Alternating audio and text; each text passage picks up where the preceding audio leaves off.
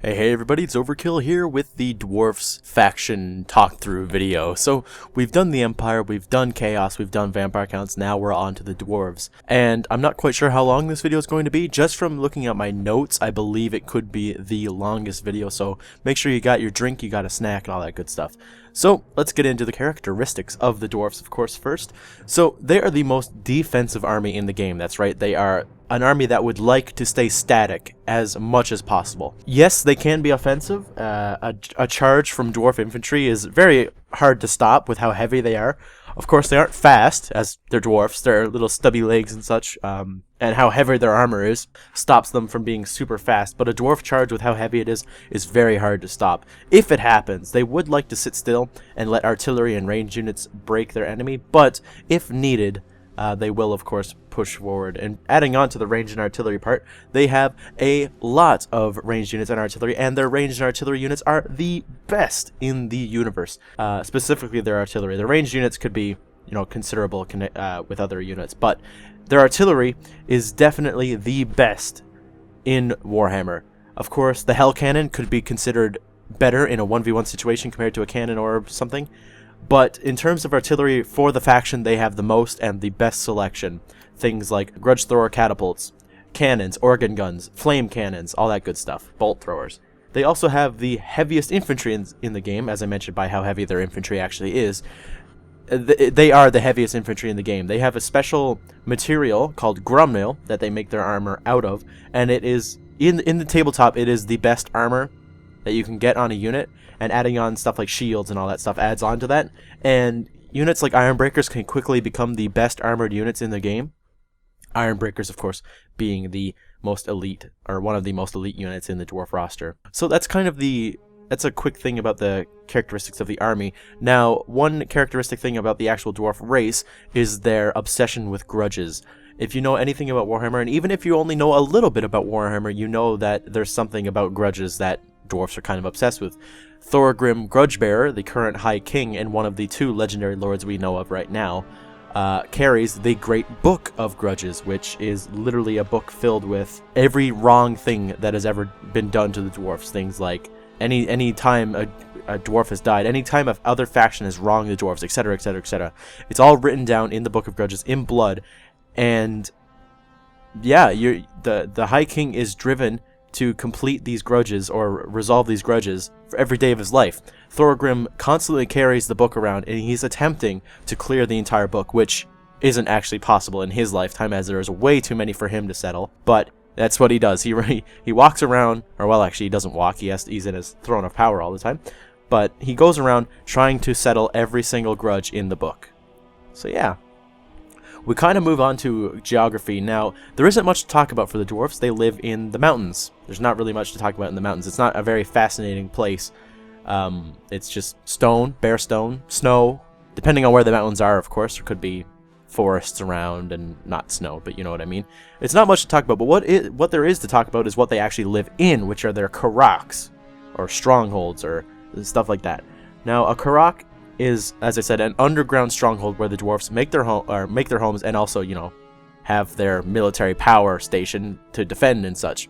Karaks are absolutely huge, with them going right into an entire mountain, all the way to being as small as just being a cave entrance, a little bit into the mountain, depending on how new it is, of course. The main capital, if you could call it that, of the dwarfs is Karak. Karak is, of course, where Thorgrim Grudgebearer is going to start in Total War Warhammer. It is the longest enduring Karak in dwarf existence, and it has never fallen to an enemy in history, basically.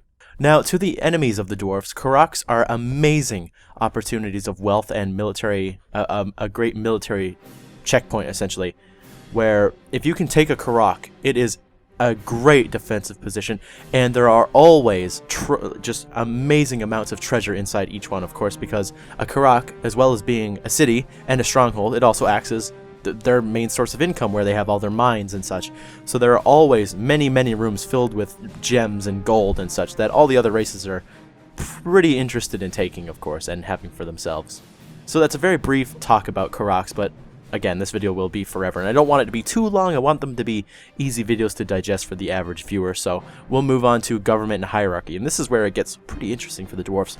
Now, the dwarfs are ruled by a high king, which is just, as mentioned, it's the high king. He is the supreme leader of the dwarfs, who is unquestioned by all the other ones, of course, unless someone, which very rarely has ever happened, questions his rule. But again, that hardly ever happens. There's a little bit of a note we'll talk about later on in the list. But lesser kings below the high king rule the Karaks and lands. So the high king rules Karazak, which is the capital, whereas the kings under him own the other Karaks, their own Karaks, and the lands surrounding them, such as Ungrim Ironfist has his own Karak. That's why a lot of people were upset that there's no different start positions for legendary lords in Warhammer, because Ungrim owns his own Karak and he doesn't start there. He starts at Karazar just like Thorgrim. So a lot of people were a little bit upset about that, but what can you do? Titles in the Dwarf Kingdom are hereditary. That means they are passed down through their family. And kings are heads of royal clans who rule over the Karak that they are currently in. So all the Karaks have been established by a royal clan, which is basically a family. That's why they're hereditary. The king's family always takes on the next role, or the role of the next king. Dwarfs take pride in their loyalty to the kings and the high kings. Only a handful have ever attempted to usurp, and that's why in the announcement, or not the announcement, but talking about some special things about the dwarfs, they mentioned that public order is amazing for dwarfs, and there was next to no chance for civil wars, because dwarfs are proud of their loyalty. As I mentioned, they will not try to usurp the kings or the high kings, because they all respect each other in the highest esteem. The only way for a different family to take the helm of being a king is if a family is wiped out or disgraced and put into the Book of Grudges. Then the title for king is open to the other royal families of the Karak, and usually a thane or a prince of the Karak, or even a new clan, will become the new royal clan of said Karak. Below the kings are thanes, so there's even a third level. It goes high king, king, and thane. Thanes rule a clan and owe fealty to their king, and are given an important office within the ruling body. This is not hereditary, as the king picks who will fill these positions personally. Now, thanes, as I said, rule a clan. Now, I mentioned that kings have a royal clan. What does that mean? Royal clans are the ones who set the Karaks in stone. Okay, whatever. A bit of a joke. But the thanes are under them, and they are the head of lesser families. So you can think there's families, we'll say it in those terms. There's families, royal families, and then there's the High King's family, which is, of course, the highest family in the Dwarf Kingdom, but, you know. And, of course, these guys are the lesser landowners, and they pay fealty to them, and blah, blah, blah, blah. Very loyal to their king. Every king has a council of elders who temper his ambition or guide his rule if an agreement for what should be done in any given situation is not met. A vote is put into place, although the wealthiest and most powerful in the council are able to cast more votes. So you can see that the voting system for dwarfs is a little bit shrewd. The wealthier or more powerful a dwarf is, the more votes he kind of has in this, or the more power he has in this vote. So people like thanes and stuff have more say over maybe a lesser part of the council. And speaking of power, the king is able to outvote anyone, but going against the entire council is considered very unwise, of course. And most dwarfs are okay with coming to agreement with the rest of his council. So there's hardly ever been a time where a king has ever outvoted the rest of his council. And of course that ties into the whole loyalty and respect for everyone kind of thing we were talking about. The council itself consists of the wisest, oldest, and richest longbeards of the hold, along with great guildmasters, high priests, and other respected people. The queen, or the eldest matriarch, also sits in on the council, only there to soothe tempers of some, as some dwarfs are less likely to argue and become ill-tempered in the presence of a lady. So you can see dwarfs are kind of stubborn. You know, from any fantasy universe, dwarfs are pretty stubborn, but they will not argue in front of a lady, or they usually won't, at least, because, you know, they have respect for the ladies and such. They have respect for each other. They don't want to seem like a bunch of assholes in front of the women. You know, good stuff like that. So that's the hierarchy for the dwarfs. We'll move into religion. Dwarfs consider their gods to be their ancient ancestors. They don't think of them as gods. They think of them as people in the past, people that they descended from. They believe the spirits of their gods watch over them and guide them to fulfill a grander purpose for dwarf kind. Due to this, the older a dwarf becomes, thus being closer to the gods essentially because he's really old, They are considered more wise than the younger dwarfs, and as such are held in incredibly high esteem and respect. That's why on the council, it's the oldest and richest and most powerful longbeards. That's what they are. The longer your beard, the older you are, because the dwarfs, of course, never shave, essentially. If a very old and respected dwarf dies, huge tombs are carved for them out of respect. So you can imagine, dwarfs are they're not immortal, but they can live for a very long time. And of course, you know, they get killed by other races and such. So if any dwarf that dies that's old gets his own tomb, essentially, that's pretty nice. That's quite a bit of respect for each person. So as we mentioned that the dwarfs think of them as ancestors, outside of the dwarf kingdoms, they're known as the ancestor gods. And they are the pantheon that the dwarfs follow, believing that all dwarfs descended from them, as I mentioned, and believing that the High King is a direct descendant of two of the greatest, Grudges and Valaya. Although not considered religious in some regards, some dwarfs do form what could be considered semi-religious cults, such as the Slayer cult of Grimnir. So now I'll just mention a few of the ancestor gods. The main three essentially are Grudges, which is the god of smiths and miners, Valaya, goddess of hearth and healing and protection, and Grimnir, god of war and the brother of Grudges. Now, as we mentioned earlier, the Slayer cult of Grimnir is the god of war. It makes sense. But there's also lesser gods, ones that are not as important in creating the dwarf kind. They are very important in what their culture and how they actually work. You know, they set the foundation for how the dwarf kind actually lives. And those are Gazul, which is the lord of the underearth and protector of the dwarf dead, Smednir, the shaper of ore and the son of Grudges, Thungri, the son of runesmith, or the god of runesmiths and the younger brother of Smednir, and Morgrim, which is the god of engineers and the son of Grimnir. So after talking about a little bit about religion, we'll move on to the alliances. Now, if you watched my Empire video, you'll know that the dwarfs and the Empire are allied together in the lore. Now, in Total War Warhammer, I don't think that's going to stop you from declaring war on each other. It shouldn't. If it does, that's going to be very annoying, because sure, being friends with the dwarfs is nice, but we should be able to declare war on whoever we want. But anyway, I won't get into that conversation. The dwarfs are allied with the Empire. They have created a great trade network, possibly the best in the world, and aid each other in war whenever they can. So essentially, they have a trade agreement and they're military allies, if you can put it into Total War terms. And it's pretty much the greatest alliance in the world, because the dwarfs and the Empire are two of the most powerful factions due to their military strength and just how well they fight, essentially. So it is a great alliance between the two of them, and in the lore, it's pretty much unbreakable, of course, unless the Empire does something really bad to start a grudge. But yeah.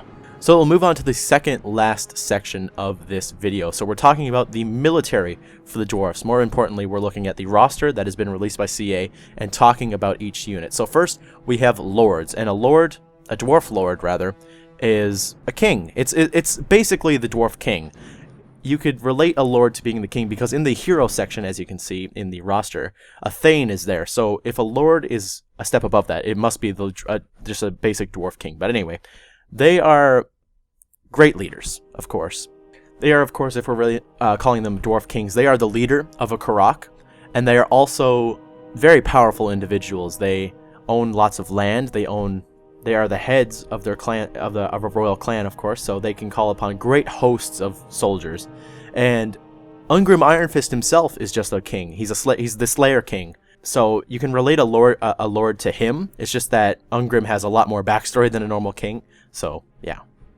We then move on to heroes. There's the Master Engineer, which are, of course, these three options. The Master Engineer, actually, yes, they will be. We already know that the Thane is a agent, essentially, because of the battle, or the ambush at the Thundering Falls or such from the battle that CA have shown. But the Master Engineer, the Thane, and the Runesmith are going to be heroes, which mean they're going to be agents, essentially. So Master Engineers are going to make your war machines very powerful, as they do in the tabletop. Thanes are going to be a combat and buff kind of guy, like he was at the ambush of the Thundering Falls. And Runesmiths are going to be your anti-magic and slightly magic casting people. Runesmiths, dwarfs don't use magic. That's I can't believe I missed that in the characteristics. Please forgive that.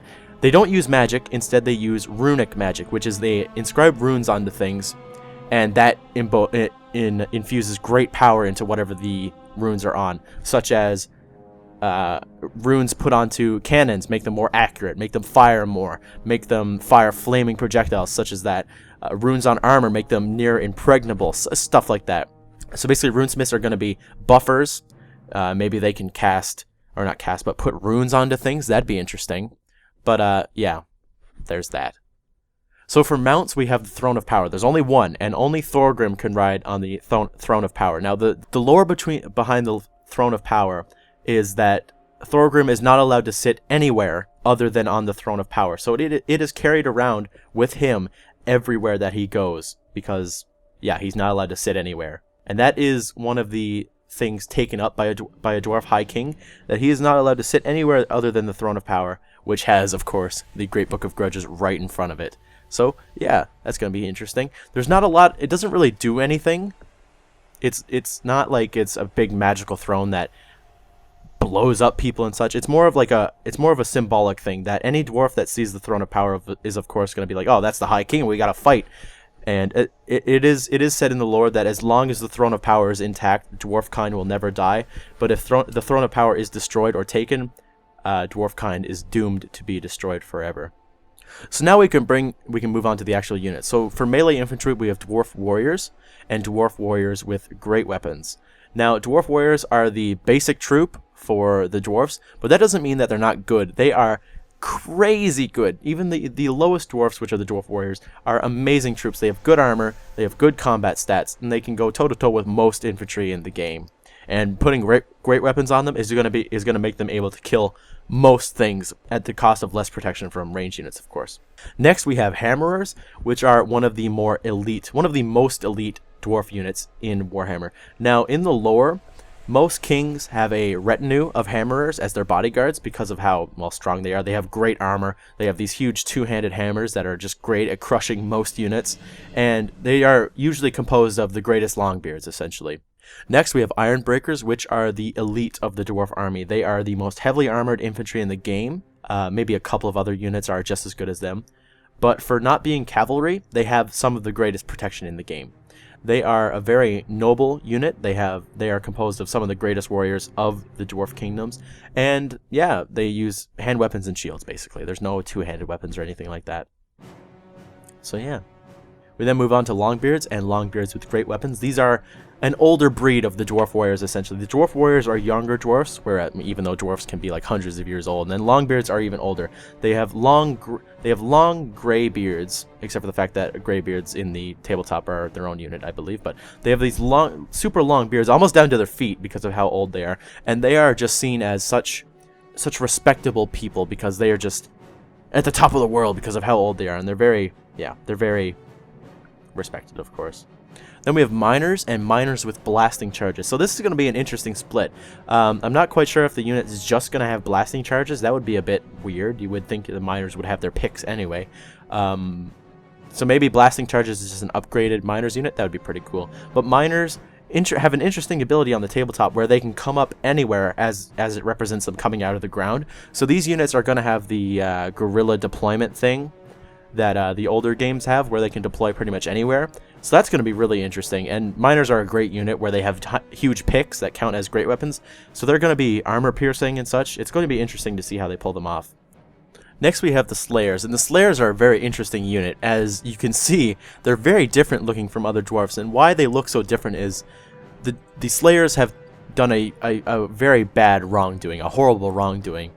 And instead of just taking the grudge with them for the rest of their lives, they turn themselves into Slayers. Now, Slayers shave their heads into a dyed mohawk, as you can see, and they make the Slayer oath never to rest until they have found an honorable death in combat against a mighty foe. They literally spend the rest of their lives trying to find the best foe to die to, and if they don't die, well, glory to you, you killed like a huge crazy monster. So they kind of get split into multiple things like demon slayers, dragon slayers, giant slayers, stuff like that. They go after the biggest things that they can kill and try to kill it. And Ungrim Ironfist is the king of the Slayers, and his family has been shamed by wrongdoings in the past. So his entire family has taken up the Slayer oath. That's why his family is the Slayer. They've become the Slayer kings, essentially. So after that, we move into missile infantry. So we have quarrelers and quarrelers with great axes. Now, quarrelers are essentially dwarf warriors with crossbows. There's nothing really different about them at all, and that reflects in the quarrelers and quarrelers with great axes. they have the same combat ability, or at least they should. It's just that the Quarrelers have crossbows as opposed to sword or axes and shields, I think. Unless in Total Warhammer, they might give them axes and shields along with the crossbow. I don't know. In the tabletop, you do have the option to give them shields in melee, but who knows what Games Workshop is going to do, but you can see them here. We then have, and of course, the second part, sorry, the Quarrelers can have great axes, so you can see them. You'll see them with great axes on their backs too, of course. So that would be quite interesting. So then we have Thunderers, which are the same as the Quarrelers. They're dwarf warriors with handguns, which are essentially not muskets because they are rifled, but it's basically the same thing. It's a very primitive gunpowder. Well, not primitive, I suppose. It's a lot more advanced than a real musket, we'll say, but it's a fancy armor-piercing gun, basically. That's what it's made for, is armor-piercing and just volley fire and stuff. It's going to be very interesting to see lines of Thunderers. I'm very excited to see all this. And then to finish off the missile infantry, we have Iron Drakes and Iron Drakes with Trollhammer torpedoes. Now, Iron Drakes are flamethrower infantry. They are so cool, and I love the models for them because they have armor protecting their beards, which is amazing. That's probably like the best part about them. But you've seen them in the Ambush at the Thundering Falls video where they're flamethrowers and they just shoot waves of flame into the goblin ranks that are charging forwards, and it just looks so awesome. Now, the Trollhammer torpedo, I haven't used this unit on the tabletop, and I think there's an option for it. I would imagine, yeah, there must be. But I think it's for like targeting single things. I guess that's why it's called the Trollhammer. So I think I've actually read up what they do, and the Trollhammer torpedo is essentially a bolt thrower. Like, think about ballistas from older games, where it shoots a big bolt directly out of where it's targeting. So that's going to be very interesting to see. So then for vehicles, we have the gyrocopter with a steam gun or a brimstone gun. So basically this is a very steampunk helicopter, and I'm very interested to see what they look like. We've seen them on the battlefield before in the Ambush for Thundering Falls, where they drop bombs and of course also shoot. So the difference between the two is steam guns are little cannons that use steam to shoot them as opposed to gunpowder, and brimstone guns are flamethrowers. So it's going to be very interesting to have a mix of the two, and it's going to be awesome. But one thing that isn't on the roster that we have confirmed, because CA released a video about them, is the gyro bomber. Now this is just an extended gyrocopter essentially that drops a dozen bombs, I believe, as opposed to like 3 or 6 or whatever the gyrocopter drops.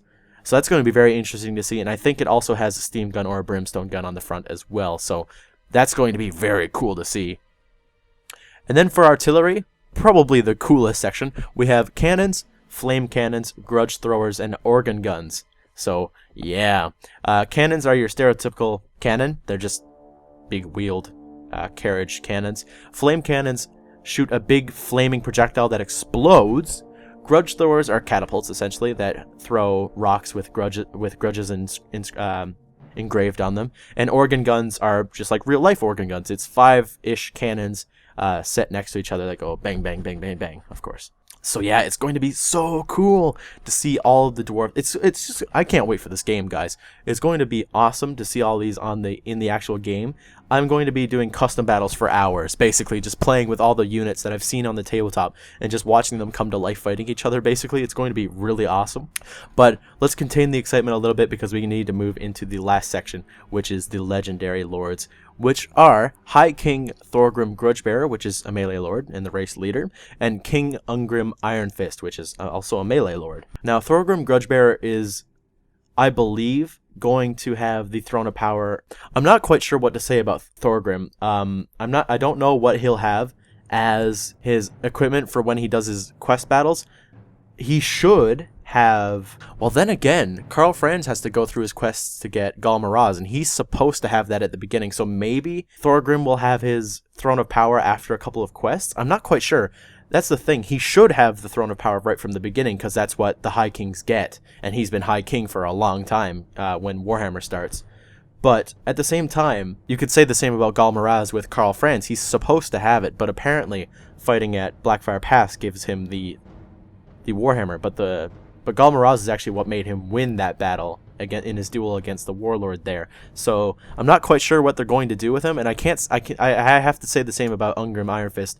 The only thing that I could really think of is his dragon cloak that Thorgrim gives him. Gives Ungrim, that is. Ungrim Iron Fist gets a dragon cloak at some point. So I can imagine that would be part of his quest battles, but I'm not quite sure. But both of these guys are going to be absolute badasses. We've seen Thorgrim in the Ambush at the Thundering Falls battle, where he just kills a bunch of stuff. And if you've seen multiple people play it, you've seen them put Thorgrim up against their Ragnarok and usually come out alive in it. So that's pretty interesting. But yeah. So it turns out that this video wasn't actually that much longer than the other ones. I guess my notes were just a bit more in-depth, but I managed to go through them just as fast. But or not in depth, I suppose. This one was still that's the thing, guys. This series is a very brief, we're not even really stepping into the lore. It's just talking about the faction and explaining a few things that could relate to Total War. But if you want to have more lore-based videos, I'd suggest checking out Lord Rexasaur. His videos are a lot more lore-based. Of course, most of you have probably already watched them. But if you want more lore, check him out definitely. But if you want Total War put into these videos, of course, that's what I'm trying to do the best I can. But yeah, guys, that has been the Dwarfs faction focus for Total War Warhammer. I hope you enjoyed, and of course, the last one will be Orcs and Goblins, so stay tuned for that, and I will see you then. Goodbye.